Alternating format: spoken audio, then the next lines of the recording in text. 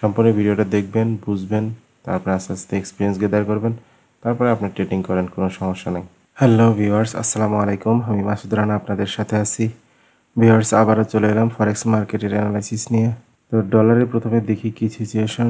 ডলারে উইকলি চার্টে সম্প্রতি একটা ভিডিও দিছিলাম আপনাদের যে মার্কেটটা অনেক সময় ধরে আস্তে আস্তে আস্তে আস্তে অনেক কাহিনী করে যখন একটা লেভেল পর্যন্ত যায়, আর ওই লেভেল থেকে যখন মার্কেট যারা এখানে এন্ট্রি দিছিল বা পজিশন দিছিল তারা যখন ধীরে ধীরে সেল পজিশনগুলো দিতে থাকে এবং তাদের যে অর্ডারগুলো ট্রানজ্যাকশন করতে থাকে, তখন খুব দ্রুত ডাউনে চলে আসে।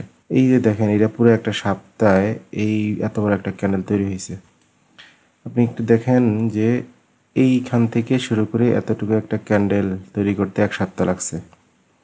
তো 1 সপ্তাহ যদি এখানে লাগে, তাহলে এই এতটুকু পর্যন্ত আপ হইতে কয়দিন কত কাহিনী করে গেছে। 1 সপ্তাহ, 2 সপ্তাহ, 3 সপ্তাহ, 4 সপ্তাহ, 5 সপ্তাহ, 6 সপ্তাহ, 7 সপ্তাহ, 8, 9, অর্থাৎ 9 সপ্তাহে যতটুকু মার্কেট আপে ছিল বা ট্রেন্ডে ছিল, সেই ট্রেন্ডটা মাত্র 1 সপ্তাহের মধ্যে ডাউনে চলে আসছে। ঠিক আছে, আমি যেই একটা সম্প্রতি যে ভিডিওটা দিয়েছিলাম, এটাতে আমি ক্লিয়ারভাবে বলে দিছি যে মার্কেট একটা কাহিনী করতে করতে এইভাবে লিকুইডিটি নিতে নিতে উপরে ওঠে। যখন তাদের যে অর্ডারগুলো নেওয়া হয়ে যায়, কমপ্লিট হয়ে যায়, যে তারা আর অর্ডার নিবে না, তখন তারা যে সেখান থেকে এক্সিট হইতে থাকে, এবং এক্সিট যখন হয় দেখেন একভাবে কত দ্রুত এক্সিট হয়ে যায়।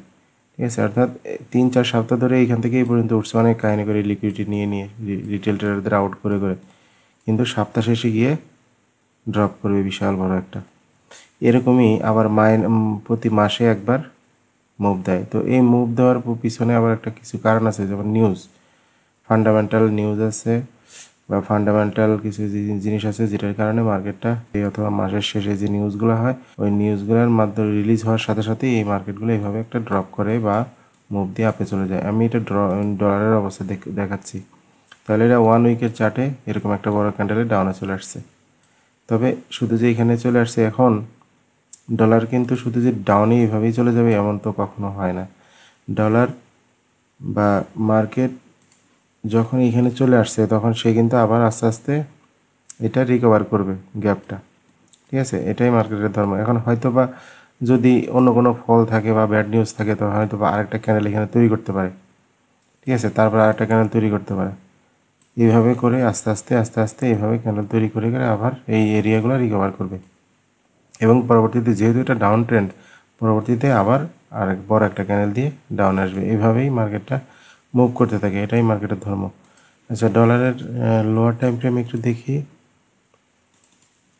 হ্যাঁ, দেখেন লোয়ার টাইম ফ্রেমও ঠিক একটা সাপোর্টে অবস্থা হিট করে মার্কেট এখানে রেস্ট নিচ্ছে। আচ্ছা, দেখা যাক পরবর্তীতে কী হয়। তো আমরা ইউএসডিতে যাই।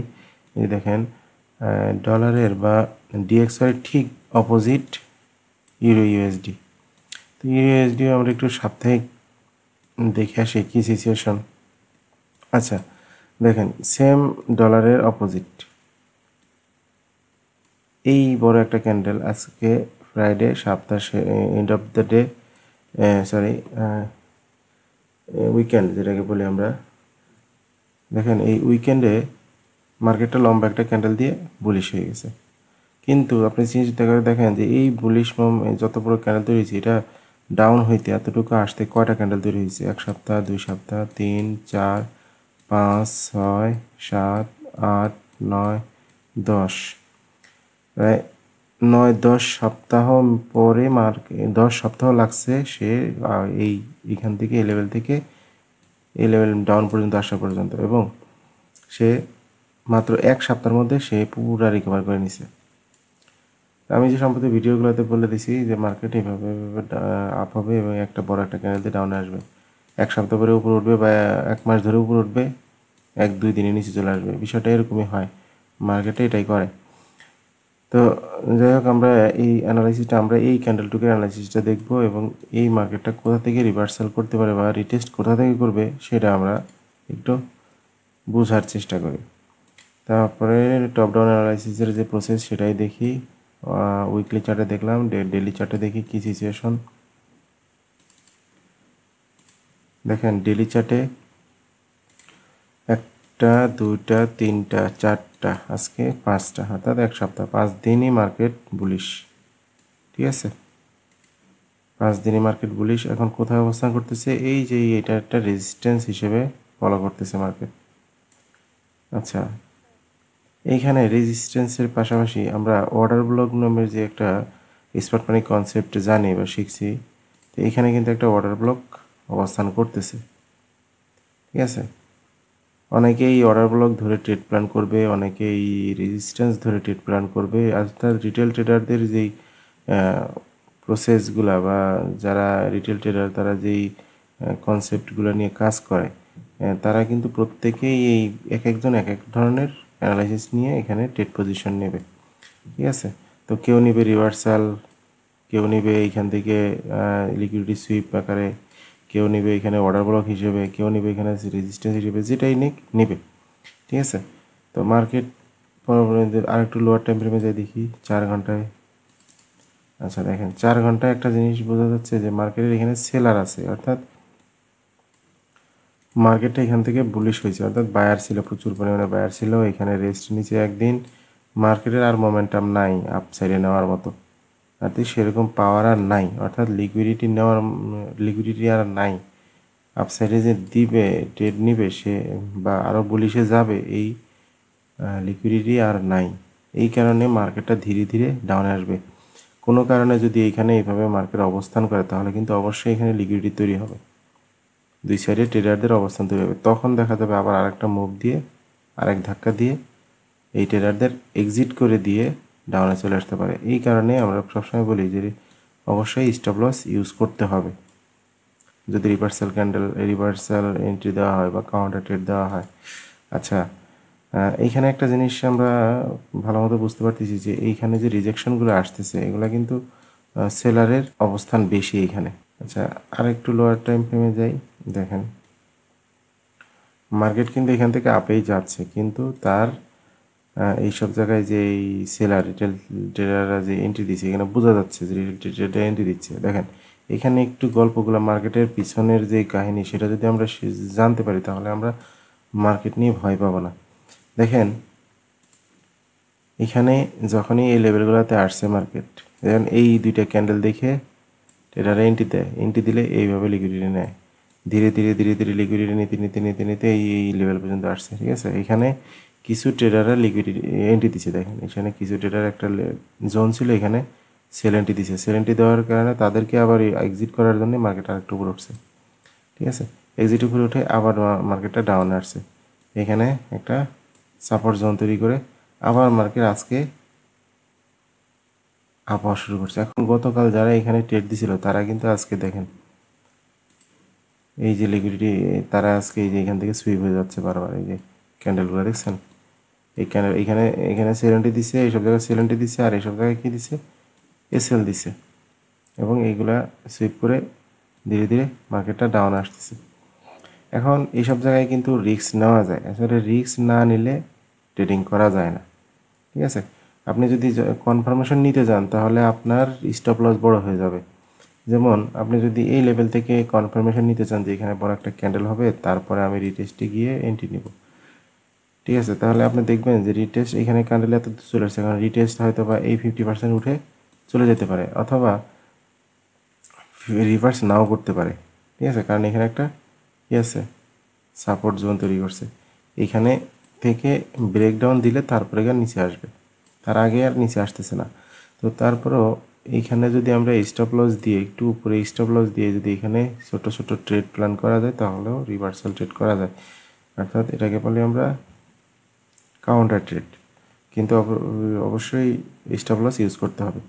এখন দেখেন এখানে সেলার আসছে, এখানে সেলার আসছে, আরও সেলার আসতে পারে, তারপরে আজকে মার্কেট বন্ধ, এরপরে কি হবে আগামী সপ্তাহে সেটা পরে দেখা যাবে। তবে আজকে যেহেতু আর মার্কেটের মুভমেন্ট নাই, আজকে আর ট্রেড প্ল্যানও নাই, তবে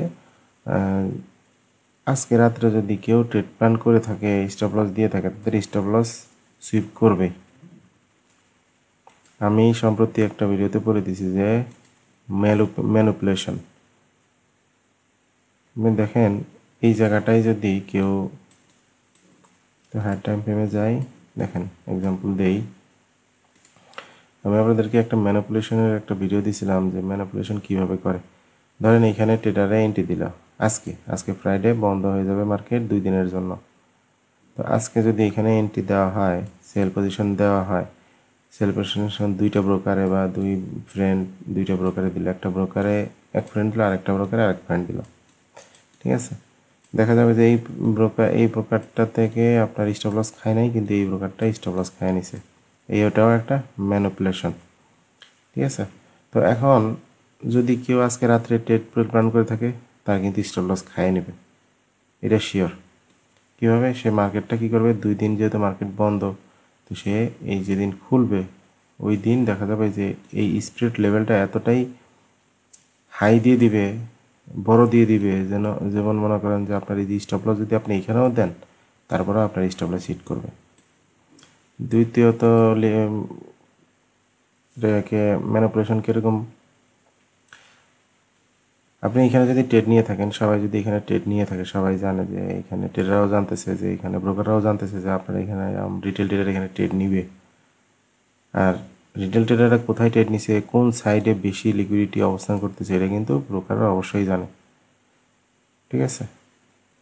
তো আপনি এখানে যদি স্টপ লস দেন আর মার্কেট যদি এইভাবে ধীরে স্টপ লসটা হিট করে, তাহলে মার্কেট কিন্তু আপনি এইদিকে যত বড় স্টপ লসই দেন না কেন, এগুলো কিন্তু হিট করে ফেলবে, হিট করে তারপরে ডাউনে আসবে, ঠিক আছে। এখন সকাল দেখবেন আজকে যদি মার্কেট বন্ধ হয়ে গেল, শনি রবিবার মার্কেট বন্ধ, সোমবারে সকালবেলা দেখা যাবে যে এখানে একটা ক্যান্ডেল তৈরি করছে, এভাবে তৈরি করে মার্কেট এখানে, ঠিক আছে। এই কাহিনিগুলো ঘটে, এই কারণে আমি বলছি আপনাদেরকে সতর্কতার সাথে ট্রেড নিতে হবে, এইসব জায়গায় অবশ্যই স্টপ লস দিতে হবে। তবে বিশেষ করে আমি এই ফ্রাইডে রাত্রে যখন অলরেডি মার্কেট বন্ধ, এই সময় ট্রেড প্ল্যান না করাই ভালো, যেটা মনে করি, ঠিক আছে। যেহেতু আমাদের 2 দিন মার্কেট বন্ধ, আজকে এখন আর ট্রেড নেওয়ার কোনো প্রয়োজন নেই। দেখেন আজকে কিন্তু আর ট্রেড নেওয়ার সুযোগও ছিল না, ঠিক আছে। একটা ক্যান্ডেল এইটুকুর মধ্যেই ওঠানামা করতেছে। আচ্ছা, সোমবারে মঙ্গলবারে তখন দেখা যাবে মার্কেটের আচরণ বিধি দেখে ট্রেড প্ল্যান করা যায়। যদি মার্কেট এখানে লিকুইডিটি নেয় আরেকবার, তাহলে আবার এইসব জায়গাতে কাউন্টার ট্রেড নেওয়া যাবে, ঠিক আছে। এই হলো বিষয়।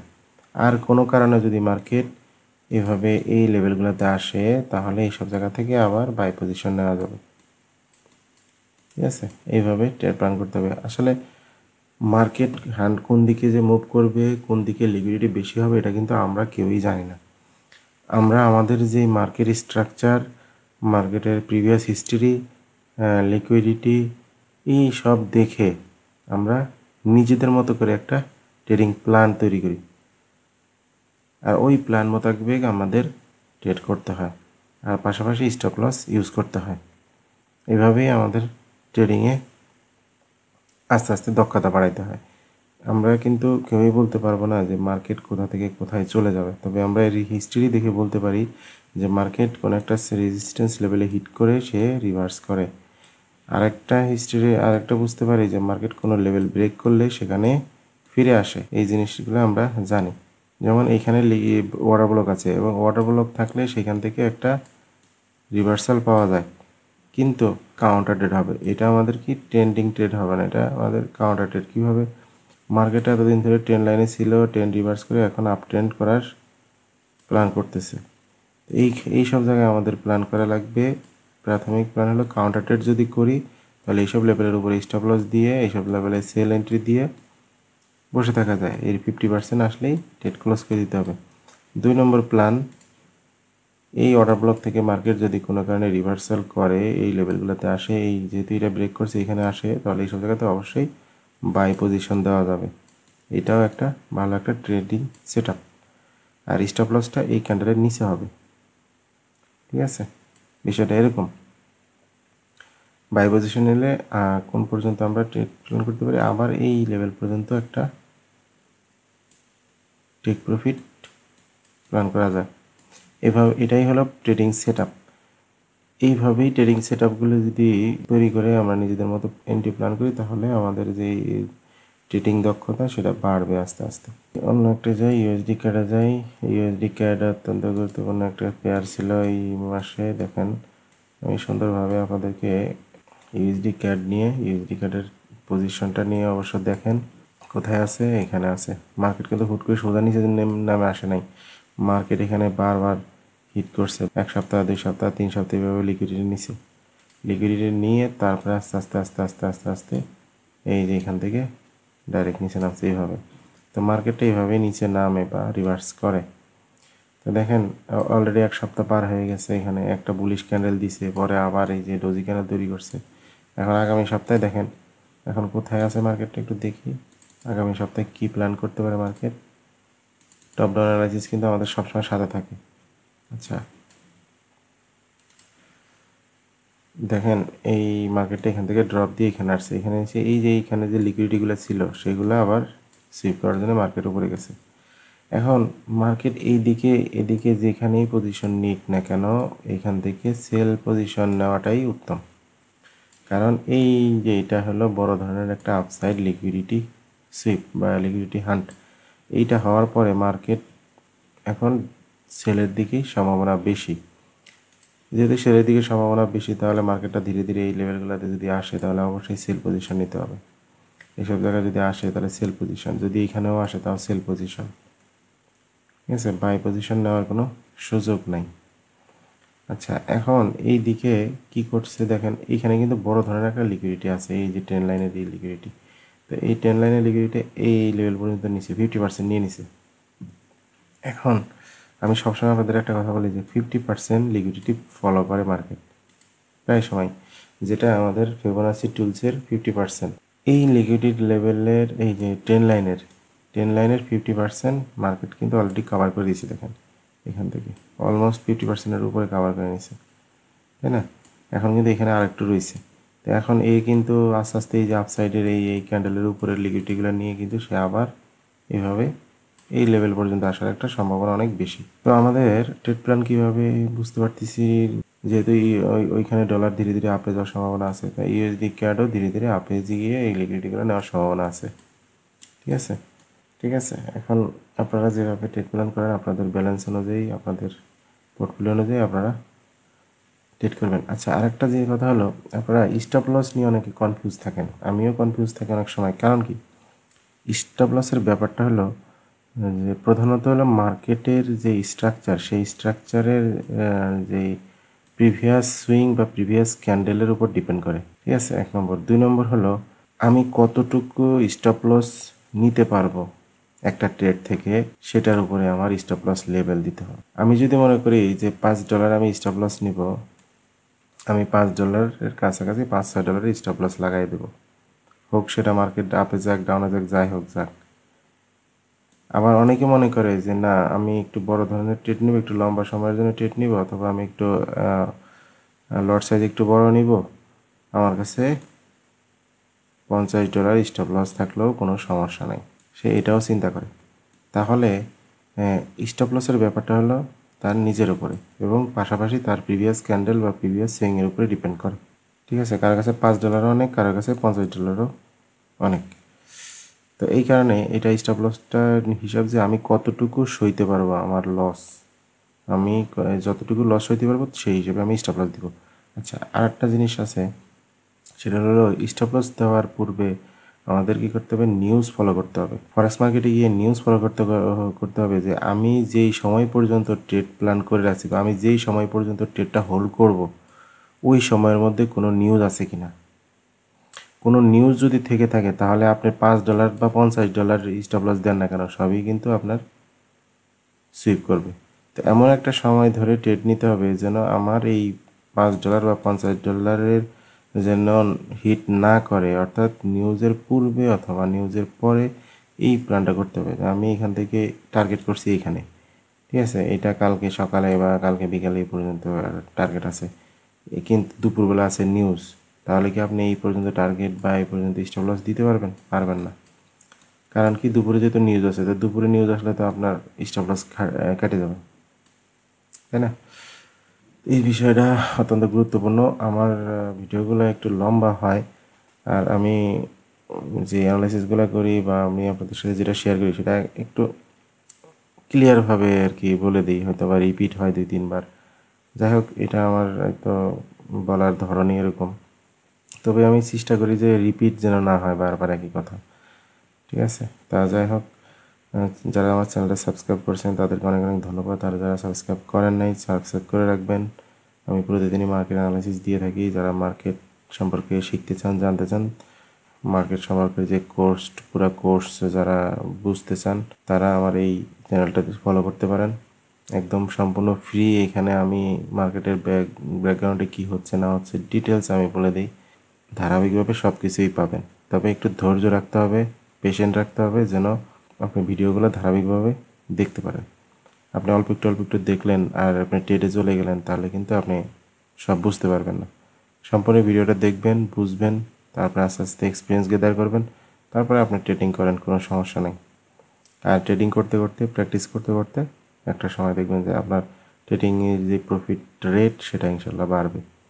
তো আজকে এই পর্যন্তই। আল্লাহ হাফেজ, আসসালামু আলাইকুম।